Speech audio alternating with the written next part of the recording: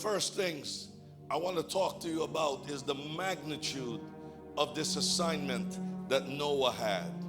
And then the second thing, the 3 M's, the management of the situation.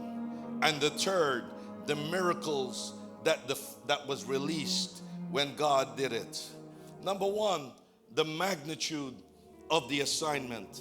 The Bible says in Genesis chapter 6 and verses 8, Noah found favor in the sight of God. You have to understand that you cannot follow the crowd. One of the things that I've been known throughout my life is never to follow the crowd. I remember when I was a young boy I was about 12 years of age in school, and they all had a gambling something, and the teacher says you all will participate in it, and everybody put their hands up to participate in it. But I, as a young 12-year-old, I said, I'm not participating in it. I don't believe in gambling. I don't know where I got that courage from, but I just did it. And they turned to me and they says, in those days they used to give you all your textbooks and your exercise books. They says, we'll take away all your books. I said, well, I'll bring it tomorrow, take it away.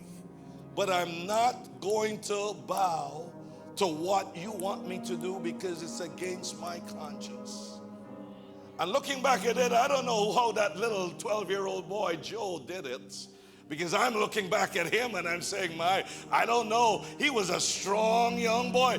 But let me tell you, it's not about the age. It's about the conviction that God gives you to you to take a stand in the midst of a crowd.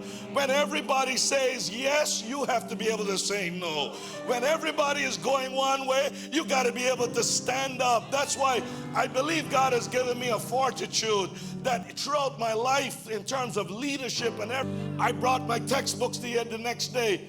They didn't take it away. I brought it the next day. I had a big bag and I was carrying it. I had a bike I used to ride and I would ride it and I would carry it. I don't know if my mom and dad remembers it, but I was a courageous young boy, and I carried it for like 2 weeks and they never did it because they thought they would have, what would they call it? I called their bluff, was what you say.